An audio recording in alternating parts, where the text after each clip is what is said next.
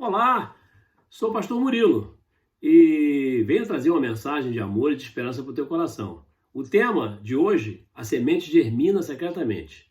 No nosso bate-papo de hoje, nós veremos que Jesus, nosso mestre, enquanto falava a uma grande multidão, contou uma parábola que conhecemos como a semente germinando secretamente. E para que você possa acompanhar o raciocínio que nós vamos desenvolver a partir de agora, por favor, abra sua Bíblia no Evangelho de Marcos, capítulo 4, 26 a 32. Esse mesmo capítulo resiste a outras parábolas de Jesus. Uma delas antecede a da semente e é a parábola do semeador que vemos em Marcos 4, 3 e 20. E já foi tema dos nossos bate-papos. E tem uma relação muito próxima com a parábola da semente que estamos examinando. Mais uma vez, Jesus propõe uma parábola que se relaciona à terra e à semente. E apesar do foco central de cada parábola ser de bem diferente, Jesus parece seguir a mesma linha de raciocínio em todas as parábolas desse capítulo 4 de Marcos. De forma direta, é possível dizer que ambas as parábolas ensinam o mesmo princípio, porém de ângulos diferentes.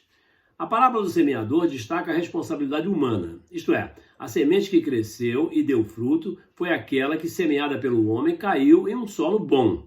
O bom solo é uma representação de um coração humano que responde de forma positiva à pregação do Evangelho. Já a parábola da semente destaca a soberania de Deus e consagra a verdade de que o coração do homem só pode responder favoravelmente à pregação do Evangelho se antes tiver sido regenerado. E nós já sabemos que ser regenerado significa ter nascido de novo. A parábola da semente é uma parábola muito especial e não aparece em nenhum outro evangelho, vez que Mateus, Lucas e João não a mencionam.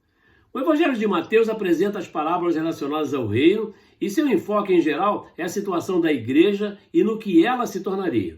Já o foco do Evangelho de Lucas parece seguir uma linha de praticidade e de realidade cristã.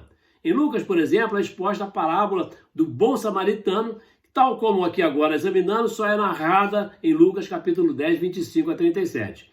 Já a essência do Evangelho de João é mostrar que a palavra de Deus chegou aos homens através da pregação do Messias. E poderemos compreender o tema central do Evangelho de João de maneira simples, lendo o versículo em João 20, 31, que está escrito dessa maneira: Estes, porém, foram escritos para que creias que Jesus é o Cristo, o Filho de Deus, e para que, crendo, tenhas vida em seu nome. Desse texto, você pode deduzir que o tema central do Evangelho de João é mostrar que Jesus é o Messias, aquele que trouxe a palavra de Deus ao mundo. O Evangelho de Marcos, por outro lado, talvez seja o que mais se preocupa com o coração do homem. E nesse capítulo 4 de Marcos, todas as parábolas têm um objetivo, e claro mesmo, de trazer conhecimento ao homem em relação ao seu próprio coração. As parábolas são subjetivas, não são objetivas, mostrando o que poderá suceder comigo e com você conforme o tipo de coração que tivermos e o tipo de vida que levarmos. Verifique na sua Bíblia que o texto da parábola da semente, inicialmente, fala sobre a semente que novamente foi lançada à terra. Mas nessa parábola, destaca que Jesus não está preocupado com o solo, e sim com o fruto que a semente produzirá no coração do homem.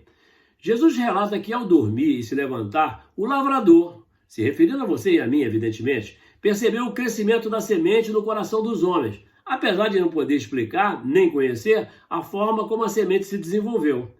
Na parábola da semente germinando secretamente, Jesus descreve o reino de Deus. E ele compara o crescimento do reino com um agricultor, hoje representado por você e por mim, que espalhamos as sementes sobre a terra. Então, misteriosamente, as sementes germinam. Com isso, Jesus enfatiza que nem eu nem você podemos explicar como esse crescimento ocorreu.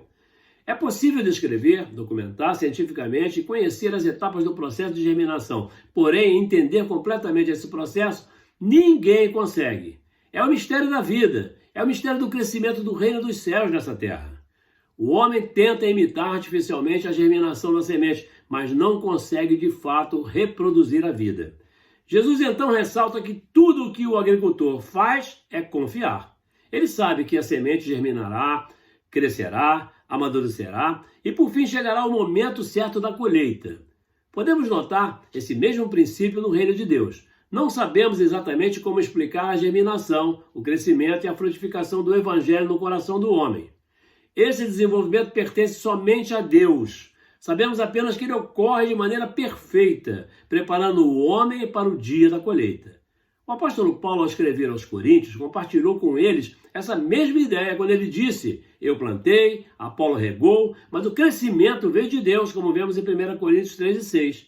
A terra por si mesma frutifica, pois é Deus que dá o crescimento. Essa é uma ideia simples, mas veja as consequências do que está sendo falado nesta palavra. Como acabei de dizer, o que vemos na atualidade é o crescimento artificial da obra de Cristo, que não vem de Deus, um crescimento forçado pela criatividade humana. A essa altura do bate-papo, creio que você já se deu conta de que os frutos a que Jesus se refere são os servos e as servas que resultaram da pregação da palavra do Messias feita por você e por mim. As pessoas geralmente procuram atribuir significados individuais a cada elemento das parábolas de Jesus, mas isso é um erro. Nessa parábola da semente, geralmente os pregadores identificam o homem agricultor como sendo Jesus, quem semeou e na ocasião certa virá para a ceifa, mas estão redondamente equivocados.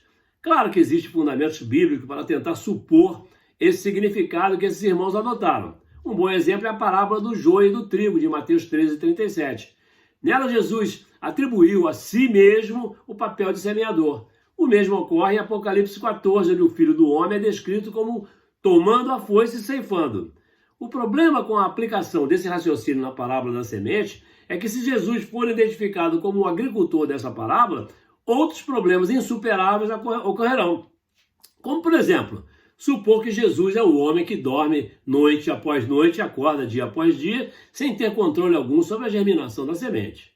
Fica claro que não faz sentido pensar que Jesus desconhece o processo de germinação, crescimento e desenvolvimento do reino de Deus na terra, como foi comparado na parábola. Certamente essa ideia é completamente fora do contexto bíblico. A melhor interpretação identifica no agricultor apenas um servo, isto é, um operário como você que trabalha em prol do reino de Deus. Outros antes de mim propuseram essa mesma interpretação ao entender que o agricultor dessa parábola é quem ministra o evangelho, ou seja, você. Essa interpretação também concorda com o que escreveu o apóstolo Paulo em 1 Coríntios capítulo 3, versículo 6, como já vimos, e em Filipenses capítulo 1, versículo 6, quando disse: tenho por certo, isso mesmo, que aquele que em vós começou a boa obra a aperfeiçoará até o dia de Jesus Cristo. Não há dúvida de que Jesus, nesse discurso, está se referindo aos seus servos e suas servas, ou seja, Jesus está se referindo a você, que está me vendo e ouvindo nesse bate-papo. Nesse sentido, não há o que inventar. Quem desejar perceber claramente as mensagens das parábolas de Jesus, deverá se concentrar na mensagem principal de cada parábola, ao invés de tentar aplicar significados a cada elemento, pois isso certamente provocará alegorias que desviarão o seu foco central. Podemos então tirar valiosas lições desta maravilhosa e simples parábola da semente que germina secretamente. Em primeiro lugar, a parábola da semente germinando secretamente ensina que Deus é soberano e somente Ele tem o controle do mecanismo da salvação. É Deus quem dá o crescimento e isso é uma obra exclusiva de Deus. Algumas pessoas acreditam que podem colaborar com Deus no processo da salvação, mas perceba a expressão, porque a terra por si mesma frutifica. Essa declaração se traduz como automaticamente frutifica, isto é, ela ocorre sem nenhuma influência humana externa. Esse discurso de Jesus à multidão ensina que é Deus quem dá esse crescimento e sabe o tempo de colher. Quando uma semente é plantada, ela germina, cresce, amadurece, produz frutos e se não for colhida no tempo certo, acaba morrendo. E esse princípio também traz uma lição importante sobre o agir de Deus. É Ele quem dá o crescimento. É Ele quem sabe o momento da colheita. Esse momento já está determinado desde a eternidade, segundo o propósito da vontade soberana de Deus. A parábola da semente ensina que o crescimento do reino de Deus no coração do homem é um mistério. Muitos tentam explicar a forma pela qual o evangelho impacta a vida de alguém, mas isso é impossível. Somente Deus conhece esse processo plenamente. Alguns tentam até estabelecer métodos que supostamente possam manter as pessoas na igreja, não no céu. Nosso papel como mordomos é no máximo o de regar, pregando simplesmente a palavra da verdade, pois o crescimento quem dá de fato é Deus através do Espírito Santo. Algumas pessoas se julgam estrategicamente mais importantes, como se pela sua capacidade de pregar ou liderar uma igreja local, alguém fosse realmente salvo. Alguns dizem, essa igreja está lotada porque eu prego aqui todos os domingos. Ou então outros dizem, aquele irmão só se converteu depois de ouvir a minha pregação, como quem quer furtar para si a glória de Deus. Sem sombra de dúvida, Paulo foi um grande homem, servo de Deus. Apolo é reconhecido entre os estudiosos como um dos maiores pregadores da história da igreja. Mas nenhum, nem outro foi responsável pelo crescimento do evangelho no coração do homem, como vemos em 1 Coríntios capítulo 3, versículo 6. O apóstolo Paulo reconheceu a incapacidade humana nesse processo. Por isso ele afirmou de maneira impactante que aquele que começou a boa obra em vós há de completá-la até o dia de Jesus Cristo, como vemos em Filipenses 1:6. Por outro lado, a parábola da semente ensina que o cristão deve ser paciente como um agricultor. Para nós que pregamos e ensinamos a palavra de Deus, Jesus leciona, ele ensina que a perseverança e a paciência são matérias-primas essenciais. Quando semeamos o evangelho, não podemos desanimar nem esperar resultados imediatos. Jesus ensinou que esse processo exige paciência, perseverança e fé de quem semeia e, por outro lado, de quem recebe as boas novas do evangelho. Não desanime. Eu sei e o Senhor sabe muito mais do que eu, que a tua promessa não é em vão. Ele sabe que você fará todo o esforço para cumpri-la. Jesus confia que você anunciará as boas novas do evangelho a toda criatura de todas as nações e línguas, e você haverá de batizar e fazer discípulos nessa terra.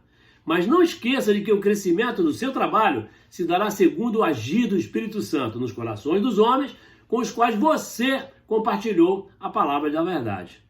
Posso até adiantar que você é esse agricultor que dorme e acorda dia após dia, até que de repente, de maneira maravilhosa, a semente germina e desponta na terra. Assim como a semente amadurece no tempo certo, assim também o fruto do teu trabalho, o trabalho do pregador, aparecerá.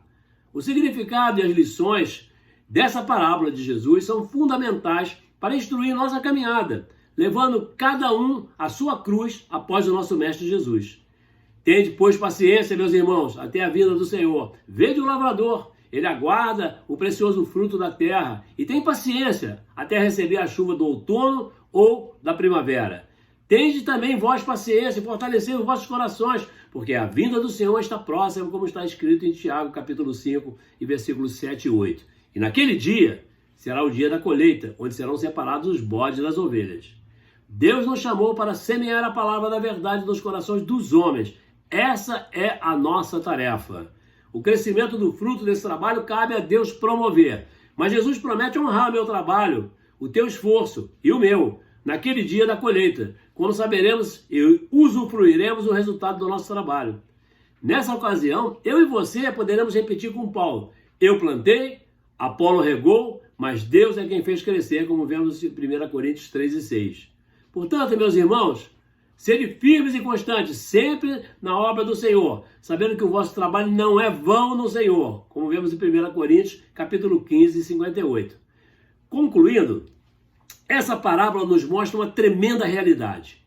E quando o fruto já está maduro, logo se mete a foice, porque é chegada a ceifa, como vemos na nossa parábola em Marcos 4 e 29. O Senhor há de arrebatar para si tantos quanto amadurecerem e se santificarem nessa caminhada.